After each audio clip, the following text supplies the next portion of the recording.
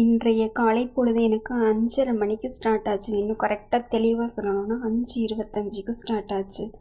காலையில் எழுந்து வந்த உடனே அப்படியே லைட்டாக கொஞ்சம் இந்த வானத்தை எல்லாம் ரசிச்சுட்டு அதுக்கப்புறம் உள்ளே போய் சாப்பாட்டு வேலையை ஆரம்பித்தேங்க. நான் உங்கள் கூட ஒரு விஷயம் ஷேர் பண்ணிக்கணும்னு நினைக்கிறேன். எப்போவும் சமையல் தான், ஒன்றும் ஸ்பெஷலாலாம் எதுவும் இது பண்ண கிடையாது. எனக்கு தோன்ற விஷயங்களை சொல்கிறேன் உங்ககிட்ட. சரியாக இருந்தால் லைக் பண்ணுங்கள், சப்போர்ட் பண்ணுங்கள். ஒரு சில பேருக்கு சொல்லுவாங்க, கேள்விப்பட்டிருக்கீங்களா? அதாவது நியாயமாக நட எல்லா விஷயத்துலையும் அப்படின்னு சொல்லுவாங்க. இந்த நியாயம் அப்படின்றது பார்த்திங்கன்னா என்னை பொறுத்த வரைக்கும் ஒவ்வொருத்தருக்கும் ஒவ்வொரு மாதிரி மாறுபடும். என் தேவைக்கு ஏற்ற மாதிரி அது மாறுபடும்ன்றது என்னுடைய கருத்து. அது எப்படி நீங்கள் சொல்கிறீங்க அப்படின்னு கேட்டிங்கன்னா, இப்போ எனக்கு சரின்னு தோன்ற ஒரு விஷயம் இன்னொருத்தவங்களுக்கு தப்பாக தோணும். அவங்க பாயிண்ட் ஆஃப்லேருந்து பார்க்கும்போது அதுதான் ரியாலிட்டியும் கூட. நான் இதை இன்னும் தெளிவாக சொல்லணும்னா, மாமியார் மருமக இருக்காங்க, வீட்டுக்கார்கிட்ட ஒய்ஃப் எதிர்பார்க்குறது வேறையாக இருக்கும், மகன்கிட்ட அம்மா எதிர்பார்க்குற விஷயம் வேறையாக இருக்கும். அம்மாவுக்கு சப்போர்ட் பண்ணாருன்னா ஒய்ஃபுக்கு வந்து துரோகம் பண்ணுறதா அர்த்தமா, இல்லை ஒய்ஃபுக்கு சப்போர்ட்டாக பேசினா அம்மாவுக்கு துரோகம் பண்ணுறதா அர்த்தமா? யோசிச்சு பாருங்களேன். புரியுதா? புரிஞ்சிருக்கும்னு நினைக்கிறேன். இந்த மாதிரி அவங்களுடைய தேவைகள் மாறுபடும். உண்மைதானே? சரிங்க, முருங்கைக்காய் எப்படி செய்கிறதுன்னு பார்க்கலாம். ஏன் ஸ்டைலில் எண்ணெய், கடுகு, கொஞ்சம் ஜீரகம், அதுக்கப்புறம் தட்டி வச்ச பூண்டு கொஞ்சம் போட்டுட்டு நல்லா வணக்கிட்டு, அதோட பெரிய வெங்காயம் தாங்க கட் பண்ணி போட்டேன். சின்ன வெங்காயம் போட்டோன்னா டேஸ்ட் ரொம்ப நல்லாயிருக்கும்.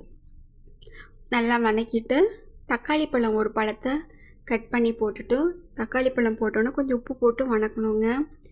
வணக்கினதுக்கு அப்புறமேலு நான் குழம்பு மிளகாத்தூள், கொஞ்சம் மஞ்சத்தூள், அதுக்கப்புறம் மிளகாத்தூள், உப்பு அதை போட்டுட்டு அதையும் நல்லா எண்ணெயிலே அந்த மிளகாத்தூள் வாசம் போக வறுத்துட்டு, நம்ம கட் பண்ணி வச்சுருக்கோம் பார்த்திங்களா முருங்கைக்காய், அதை எடுத்து அந்த மசாலாவோடு போட்டுட்டு, முருங்கைக்காய் வந்து நம்ம தண்ணியில் கழுவி தான் போடுறோம். இப்போ அதில் லைட்டாக தண்ணி இருக்கும், நம்ம ரொம்பலாம் அப்படியே வடித்து எடுக்க முடியாதுல்ல.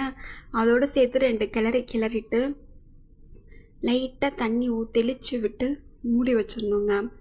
செம்ம டேஸ்ட்டாக இருக்கும் அந்த முருங்கைக்காய்க்கும் இந்த சாப்பாட்டுக்கும் போடுறது.